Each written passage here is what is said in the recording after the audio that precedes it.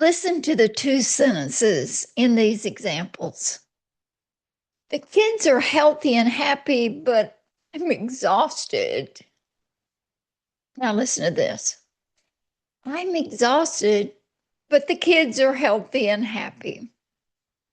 Here's another example. We paid off the car, but we're still nowhere close to where we should be. As opposed to, we're not where we want to be yet, but we paid off the car. One more. He's a good man, but he drives me crazy. Think about it this way. He drives me crazy, but he's still a good man. Notice what happens inside you. In the first one, you're bracing. In the second one, you're softening a little and you're feeling stronger. And nothing has changed except where the but was placed in the sentence. So that's what I want to talk about today, because this one small linguistic switch has a whole lot of power over the quality of your life. I want to welcome you here. I'm Dr. Bev Smallwood. I'm a licensed psychologist, and I've spent over 40 years sitting with people in the hardest seasons of their lives in my counseling practice, in hospital systems, in boardrooms, and in 9 countries around the world. My new book, soon to be published, is All the Rage: How to Deal with Angry People Without Becoming One Yourself. So be on the lookout for that one. Okay, back to the video. Anyway, I'm working with all kinds of clients, and here's one of the most reliable things I've observed. People who recover well talk about their lives differently than the people that stay stuck. Now, I'm not saying they just talk positively or that they're not honest about their challenges, but they talk differently. And a big piece of that difference is one 3-letter word, but. So here's the thing about but. You see, but it's a U-turn. You're turning around and driving in a different direction. You're placing your focus somewhere else. Everything after the but, that's what sticks with you. End on the problems, you'll walk away discouraged. But end on the good things, and you leave encouraged. Now, grammatically, but signals contrast.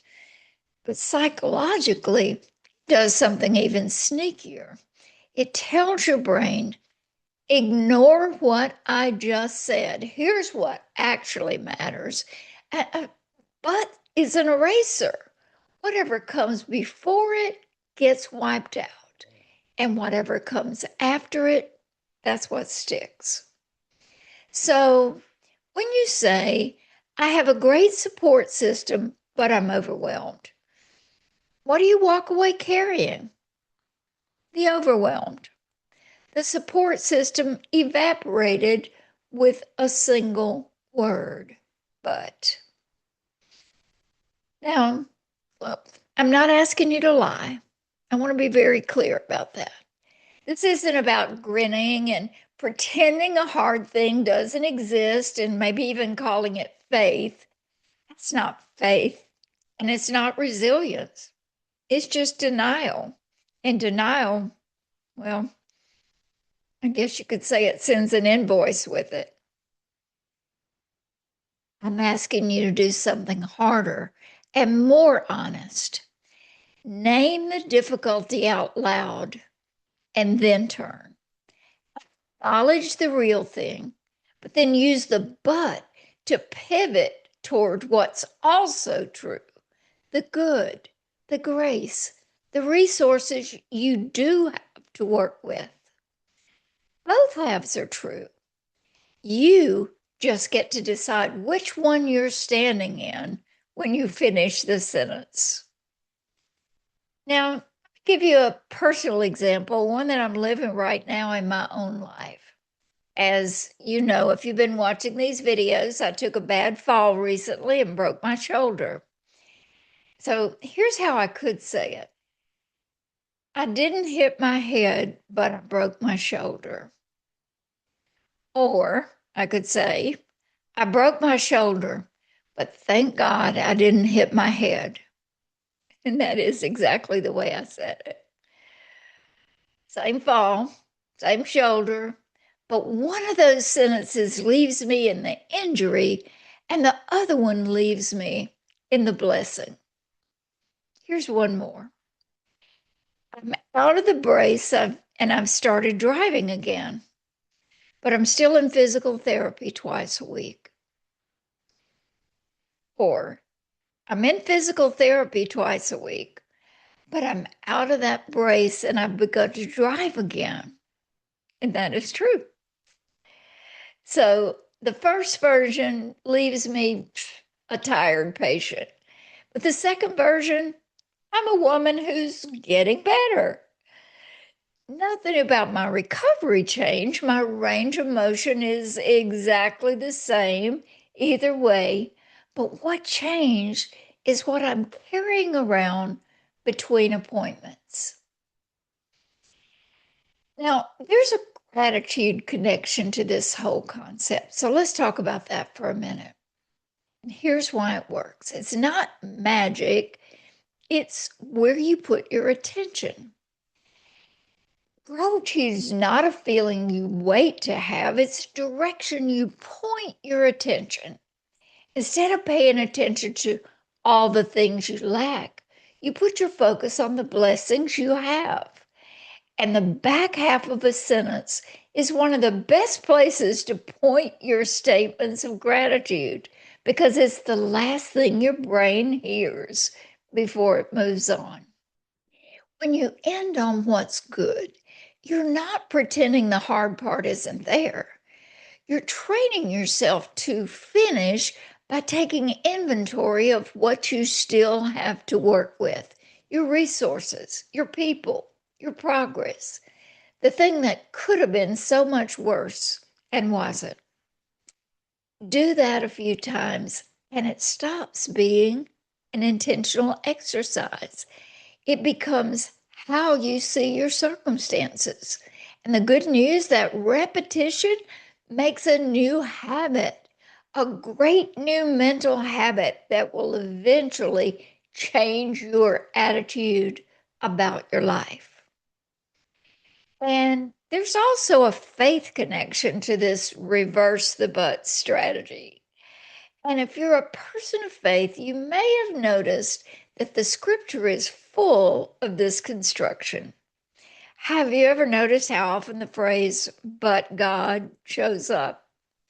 Joseph was standing in front of his brothers who sold him, and he said, you meant evil against me, but God meant it for good. The psalmist, who was being honest about his own collapse, said, my flesh and my heart fail, but God is the strength of my heart. And Paul, describing us at our absolute worst, said, but God demonstrates his love toward us. So, in those examples, every single time, the trouble is named honestly first, the failure, the betrayal, the exhaustion. Every single time, the trouble is named honestly first, the failure, the betrayal, the exhaustion. Hey, nobody's pretending. But then comes the U-turn.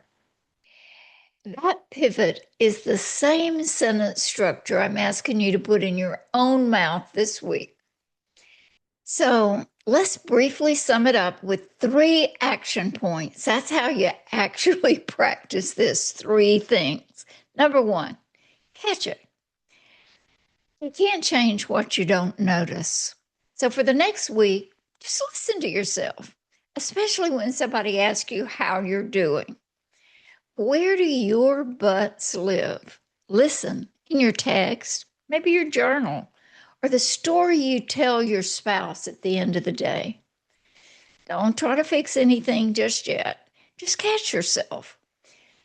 Most people are stunned by how often they were erasing the good news without even realizing it. Here's number 2. Flip it.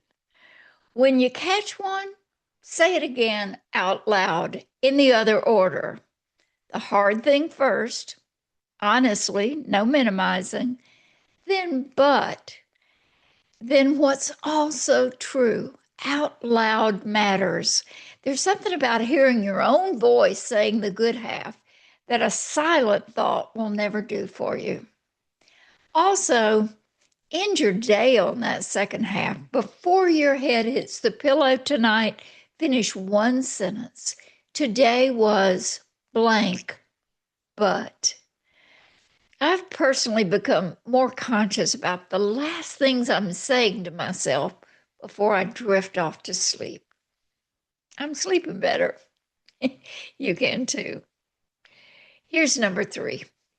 Practice saying it to someone. Now I want you to say the whole thing in the right order to another human being, your accountability partner, your child. Hey, especially your child who needs to learn this way of thinking. Your small group, really anybody you associate with, because the way we talk is contagious, and you'll be handing them the same powerful U-turn. So I'll share some closing thoughts with you in just a moment. But if I'm helping you in these videos, will you please hit subscribe, and I'd love to hear your reactions and your experiences in the comments. So now, as we close, hear me. I'm not asking you to become a psychotic optimist. I'm really asking you to just become more accurate. Because the truth is, the good in your life is just as real or more real than the hard. And most of us, we've gotten pretty sloppy about giving the bad stuff the last word. Your circumstances may not budge this week. Mine haven't. Still going to PT on Wednesdays and Fridays. But where you put the but determines what you carry out of the room. And what you carry out of the room determines what you have strength to do next. One word, 3 letters, a U-turn available to you in every single sentence you speak for the rest of your life. So start this week. Catch it, flip it, and then say it to someone else. So now, as always, whatever you're going through, I want to remind you, keep going, keep growing, and you'll come out stronger on the other side. I'm Dr. Bev Smallwood, and I'll see you in the next video.